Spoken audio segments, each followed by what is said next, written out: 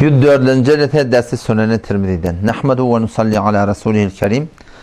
Dersi Sünen-i Tirmizi'den inşallah yeni bir iki celete, şu celete bilen ders alır. O zaman inşallah bir kitabı dersimizi bundan tök edip yani Zad-ı Talibinden inşallah tala ders başlamakçı. Zad-ı Talibi Mevlana Aşık İlahi rahmetullahi aleyh Hindistan'ın ulemalarından şol bir muhtasar mufid ahadisleri ki bizim 24 saat yaşayışımızda çından derdimizi diyecek ahlaki taydan, imani taydan, amali taydan, raftari taydan, kirdari taydan, yekelikte, üşmelengde şu hadisleri cüdagane üşürüptür. O inşallah şunu ders başlar. O yeni bir ders izafe oldu. O derste neyme yankı fıkhıl müyesser. O cüdagane bir kelastan sonra 10 ila 12 dakika İnşallah halaldan, haramdan, dehretin mesailinden, qoslun mesailinden, o şoparın marahim, ayak yolun marahim mesaillerinden inşallah dert alıp, ahırında da porsiş pasa koyup da kelaşı edip inşallah tök ederiz. Barayil hadise, Hazreti Amr ibn As radıyallahu anhu, Abdullah ibn Amr As radıyallahu anhu ravi, Peygamber Huda aleyhisselamın mübarek sözüne ediptir işte ki, لَوْ أَنَّ رَسَاسَةً مِثْلَ هَذِهِ bir bölük demir deyiptir. Peygamber Huda aleyhisselam şu mübarek kefinle asman bilen yerin arası ne kadar daş, ne kadar mesir var. Şuna içecek oluyor. O zaman şunu misal veriptir. Onun deyiptir. لَوَنَّ هَذِي رَسَاسَ bir tane bölük deyiptir, demir deyiptir. Ne mi yalak? Onun şey kellen evi yalak. Yani şimdi mağdur oluyor şimdi kellen içinde. Şu kellen evi yalak bir bölük demir. Ursilet mines semai ilal ard. Asmandan yere karşı verildi. Şu adam bana memmen defetinden bir bölük taş oklayan, ya bir tane hod oklayan, ya bir tane kunduz oklayan, ya sonra bir tane top oklayan. Şu ne mi suret bir etek kayıt ya? Temana 20 metre, 30 metre menbeyi appa, göğün der. O şunla alakın bir 4 saniye, 5 saniye vakit alıyor ta güppüllep yere düşüyen. İnne asman bilen yerin arasını Peygamber Huda aleyhisselam şu mübarek hadisinden ne kadar araba. Onda deyiptir bir bölük demir. Eyşi kellen eviyalak bir bölük demiri. Orsilet mines sema. Asmanın eteği verdi yere karşı. Ve hiye mesire 500 sene. Ol 500 yıllık yol iptir. Ne kadar? 500 yıllık yol asman bilen yerin arası diye. Şu bölük yankı demir yeter. Lebelagatil arda kablel leyl. Gece olmaya karşı yere yeter deyiptir. Yani ne kadar uzak yol olmalı. O bir bölük demir ne kadar süratli etek kayıtmalı ki asman bilen yerin arası şu kadar daş diyor. Yani erteden mi alakım ta akşama çelim şu güllü yavur kayıtlasan biliyor musun? Bir sürati ki bir şey nihayet da yani. Bana tasavvur edip uzakta yani. Şu kadar asman goyonda onun defede ne ama Allah Teala'nın oyada kabul ediyor. وَلَوْ أَنَّهَا اُرْسِلْ مِنْ رَأْسِ السَّلْسَلَةِ o tam cehennemin inni çüngülüğüne çıkacak oluyor. Cehennemde bir dınzırlar var, ulukon dınzırlar. Şu dınzırın malakim defetinden yankı demir malakim şeyde var, etek iyi verteler, ta etek yetince 40 yıllık yol iptir. Ne kadar çüngür olmaz edabet, Allah Tebarek ve Teala mulkunda ne kadar ulukon da atlar var yani. Şu turatında Peygamber Huda aleyhisselam sonra hadisinde korkutuptur cehennemin odundan aydıptır ki kâle nârukum hâdiye elleti tuğidûn. Şu odi ki şu dünyada yakıyatınız. Şu dünyada ne kadar ot yakıyat ama tamdırın odunun bir kıdığını var. O demirten kaynat çok otan başka bir kıdığını var dağında. Alüminyum kadar çok otan başka bir kıdığını var. Demirlerin içinde sen fuğladı kıdırıp kaynat çok otan o başka bir kıdığını var. Yani şu dünyanın nihayet dereceli odundan her ne kadar derece vurup etsen şu dünyanın odundan 70 beraber Peygamber Huda aleyhisselam ayette diye ki cehennemin odi şundan nete kıdgırak dedi. Sahabeler ayette diye kalu vallahi in kânet lekâfiye. Ya Resulullah dünyanın odunun öğri adamların adamına bozacak diye Peygamber Huda aleyhisselam ayette diye ki fuddilet bi 99 cüz'en. 69 beraber şu dünyanın odundan şunu güçlendiriptirler. Kulluhunne misli harriye. Hemmete şu dünyanın kırgını yalak dedi. Yani şu dünyanın kırgını ne kadar kırgın? Şundan 69 beraber bu dünyada var oldu. Bırak bu diye 70 beraber şu dünyanın odundan kırgını deyip de Huday takkadı. O zaman cehennemin odu ne yazıyor? Şu an cehennemin odunun rengi ne yazıyor? Şu an ot görüyor tabi. Ot bahamanı bir hoş mulayimrak, ağırak ot böyle. Taman yakında başka bir ot böyle. Lehtik yakında başka bir ot böyle. Çörek pişende başka bir ot böyle. Tamdır dağınakın kadim ol pamuk ağa çakanda başka bir ot var ya cehennemin odu nazire Peygamber Huda Aleyhisselam aydıptır ki uqidu ala nar alfesene mün yıllab cehennemin odunu yakılladı. Mün yıllab yana hatta ihmeret takidi ot kızardı. Tümma ondan sonra yine mün yıl yakıldı. Hatta ibiyada takı ot diye sonra ağardı. Toram yamaçlardan yine mün yıl yakıldı. Toram kapkara ot bulun feyye sevda mudlime. Şu at cehennemin odu kapkara diye. Şicre bir hatarnak ot, belki otlardan, ahti otlardan ne Huday tapkatın.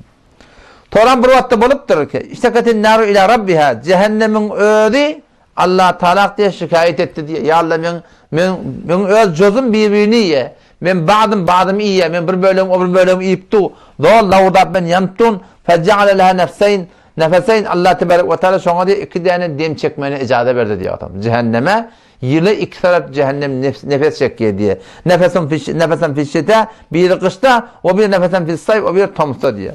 Otam kışın bunu çekiyen nefesi dünyada neyme tavukluk olsa şu tavuklar sondan o cehennemin yankı tomtun neyme kırgını olsa şu tomtun bunu çekiyen nefesinden diye. Dünya alemi esbab da belki kırgınlıkla neden şu dünyada her traksiyonla şu sebebi maddiydi oluyor.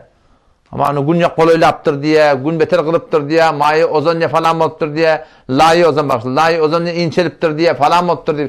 Bir esbabı nemeti var, zahiriyeti var, maddiyeti var. Bu bir esbabı neme, meneviyeti var. Hemçinin ki şu bizim başımda muşkilat da gelene şeyle. Bir esbabı maddiyeti var, turumu tutmadı falan olmadı. Burada esbabı meneviyeti neme, Allah tarafından burada feysele oluptur. Ya bir imtihan edecek oluyor, Huday telakın çocuklar, ya da ne edecek oluyor, Huday bizi tembih edecek oluyor.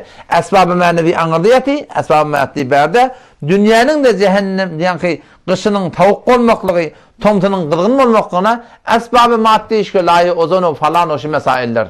Ama anırdı esbab-ı manevi neme? Şu cehennemin nefes çekmekliği dittir. Peygamber Huda Aleyhisselam. Son hadise, Peygamber Huda Aleyhisselam, Allah Tebarek ve Teala'nın rahmetine edecek oluyor. Ola adamlar iyi ki la ilahe illallah ve sözünden gidiptirler. Yani günahkarçılık boluptur, günahlar kam boluptur, günahlar kam bolalı denekli cehenneme çıkıptırlar. Ahir şol imanın bereketine ne olupturlar biliyor musun? Ahir şol çıkacaklar. Şol çıkarmalı vaatları Allah Tebarek ve Teala elan edecek ki ahricu minen nari men kâle la ilahe illallah ve kâne fî kalbi minel hayr ma yezinu şa'ire. Her kimi ki la ilahe illallah'ın aydan mıza ve şunun yüreğinde hayırdan bir alfa mıqdarsı da olsa şu cehennemin odundan çıkarılacak diye. Bu tavır adamı şundan çıkaracaklar. Yamaçlardan Allah Teala elan edecek. Ahricu minen nari men kâle la ilahe illallah. Her kimi ki la ilahe illallah deyiptir. Şunu çıkarın ve kâne fî kalbi minel hayr ma yezinu burra. Eğer şunun yüreğinde buğday yağacak da hayır olsa şunu cehennemin odundan çıkarın. Ne kadar adamlar çıkaracak. O yamaçlardan ahirde bir zerre bir tarzı kanıskılı var ya. Ya ol öyün marağın deşiğinden gün vuranına bir ancak da önce zerreler var ya. Şun yağacak da yüreğinde hayır olsa şol adamlar cehennemin odundan çıkarın deyip diye ahirde yani imanın bereketine ne kadar adamdan cehennemin odundan necat verecekliği var. Yani bir gururma sahabe fezaili amal şun aydıptır. Yani günahane kebire murtekip bolup gelmeklik ahirde adamdan imanı servetiyedi. Mu'min yok ki günah etmesin. Her gün de günah kasırık boluyor da. Ama adli günahlarını yaşamasınlık tenin maçsın mu'minliğine var hem delil. Ama günah kebirelerini adli yaşadık. Huday takkan son ahirine mi olacak? Adam imansız gitmekine sebep olacak diye. Şundan katı bir çekilmektik gerek. O bir hadise geliyor. An Abdullah bin Mesud radıyallahu anhu kal Resulullah sallallahu aleyhi ve sellem. Peygamber ayette diye ki inni la'arifu raculan ki inni la'arifu ahir ehlin nar min ahirin ademi ki cehennemden çıkacak son tanıyan diye Peygamber. Cehennemde ne kadar adamlar Allah'ın rahmetine duşu çıkacaklar. Ahirki ademi ki cehennemden çıkacak. Qalanlar hemmece ki cehennemde qalacaklar. Şu ahirki adam men Peygamber Hudaysam tanıyan etti. Ve ca raculun yahrucu minha zahfen. Şondan ne bir adam diye götünceklep cehennemin odundan yuvaş diye çıkacak diye. Bunu izne uğuracak gele, bunu çıkmalı vatı oldu. Feyekulu ya Rabbi kad akhada nasun el menazile. Şondan otam bana yak cehenneminden çıkıp cennete kolaylanına şeyle cennetin için görecek diye. Hem adamın üyü var, yeri var, bağı var, yurdu var, kenidi var, kasrı var. Hem mesleğin ev opturlu diye. Şeyle göz diye boşluğa tepsak koyuyor, boşluğa tepana. Ohum ona feyukalu intelek ile cennet. Batine cennete girdi verilecek yanka. Feyudkhilel cennet. Ohum yakın cennete salınacak. Feyedhebu liyedkhul. Feyeciden nâse kad akadu el menazil. Ohum sonra içeri girip de var. Bir ödünü zayte bazak koyuyor. Orta kad akadu menazil. Hem zaylar adamla alttırlı diye. Zay yok onu diye. Ne etmeli? Feyezciğu. Feyekule ya Rabbi. Kad akadu nâse el menazil. Ya Allah. Adamlarına hemmeti bu cennet zayla şıgılıyım. Bunun zay yok. Men ile zayla esmerli başacak diye. Feyekulu lehu. Allah tebarek ve teala sonra ayrılacak. Ayrılacak sonra ki etedkuru zamanellezî kunte fihi. Yadına düşüyor mu dünyada sen ne kadar yaşadın, dünya nezredi, ne yaparım diye, dünyada ne kadar bağ vardı, bahçe vardı, yer vardı, yurt vardı, dünyadan geçen zamanın sen yadında var mı? Ona o yadında var. Ona diyecek ki temenni, sen onunla sonun hüvet et. Dünyada ne kadar hıyalını ödeyen olsa sonun hüvet et diye bilecek diye. Feyetemenne, o zaman sen hüvet edecek, şu kadar olsa, bu kadar bağım olsa, o kadar deryam olsa, bu kadar koşkum olsa, bu kadar kasrım olsa, bu kadar falanım olsa, hüvet edecek diye. Onunla Huday tarafından ayrılacak ona ki فَاِنَّ لَكَ الَّذ۪ي تَمَنَّيْتَ وَعَشَدَتْ عَفِ الدُّنْيَا.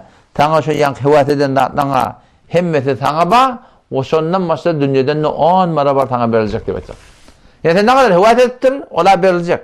Dünyadan ne yani bir dünya, 10 marabar yine de şöyle adama şu dünya mıqdarsa yine verilecek diye. O zaman yank cenneti adam ki ahirki cenneti de yani beğenip başına, hoş olup başına Allah Teala diye etesgaru bi entel melik. Sen memle şok ettiğin, men maskara ettiğin Huday diye de Huday Teala. Sen ödün padişah, malikul mulukten, alem ecehanın padişahten. Sen men maskara ettiğin bu. Teala hem zahile şıgılı. Bana ne yapın dünya onlara var yetmeli. Ondan sonra ne diye Peygamber Huday Aleyhisselam sahabe ravi rivayet etti. Peygamber Huday Aleyhisselam'ı gördüm ben niye? Ki diye gülüp diye hatta şu dişleri gördü diye. Şöyle adamın yani aydan kefinden ki ya Allah hemen maskara ettiğin bu. Senin padişah olup şu bunun Huday Aleyhisselam aydan kefine Peygamber Huday Aleyhisselam gülüp tutup diye çınından gülüp evki dişleri gördü diye. O bir hadise geliyor. Hazreti Ebu Zer radıyallahu anh ravi kâle Resulullah sallallahu aleyhi ve sellem. Peygamber Aleyhisselam ayette diye ki inni la arifu ahire ehlin nar. Ahire cehennemi hurucen minen nar. Ve ahire ehlil cennet duhule cennet. Ahire nefedeki cehennemden çıkacak. Ve ahire nefedeki cennete girecek. Peygamber Aleyhisselam şunu bilen etti. Tanıyan sonra ne yaparım? Ne yaparım? Yu'ta bi raculin bir adam getirilecek. Feyekulu sonra diyecek selu an sigara dunubihi. Ve akbihu kubarha. Yani kadilecek diye ki şeyle şın gişecik günahlarını şına yadına atalım. O olokan günahlarını buna batırmayın. Sen bugün ettin deyip yekan şuna eden günahlarını yadına atalım deyip diye Allah Teala'dan feriştelere destur olacak. O zaman yankı feriştelere gelip yankı yadına açıyor o taada falan ettin. Utantığı da ayetiyan doğru. Yadına açıyor o taada oğurluk ettin. Ayetiyan doğru. Yadına açıyor o taada ona sevdin. Ayetiyan doğru. Tamam günahlarını yekiden yaka tanıma duracak diye. Bu da utanıp, kızarıp, sarıp, şu daha duramamalı. Çaren tokadıp, adam sonundan feyukalu lehu. O taraftan Allah tebarek ve teala rahmetine ne kadar giyin. Yakin bağışlayacak olanına Allah taraftan ona ayrılacak ki şeyle sen her bir günahın kıbalına sana bir sokak verilecek diye bakacak diye. Her kızarıp duran adam buradan önüne geliyor. Onu ne mi diyecek diye, başka da günahla var diyecek diye. Ola tanıyacak ya mı diye bakacak diye. Sonra Peygamber Aleyhisselam sonra aydıp diye güllü diye ki adamlar ne kadar yani muhtaç. Şöyle günne yani şu günahlarını tanıp o günahlarının kıbalına sokak verilir diyerek değil. Burada ne tevbe okudan aslanıyalak ya Allah başta da ben ne kadar günahım var diye. Onlar edecek ya mı deyip diye şey divaydından Peygamber Aleyhisselam son yardım sürüp diye güllü diye. O şaturatında başta da hadise geliyor ki an Cabir radıyallahu anh kal Resulullah sallallahu aleyhi ve sellem yu'adabu nasu min ehli tevhid. Ehli tevhidler, onları ki şu dünyada la ilahe illallah bilen geçen adamlar var. Şöyle azap verecek. Hatta yekunu fiha humemen. Ta ki var akan karo kömür olacak diye. Her ki iman bilen geçen adamlar var da yani günahlar kem olup yanıp kullen malakın ne olacaklar? Karo kömür olacaklar.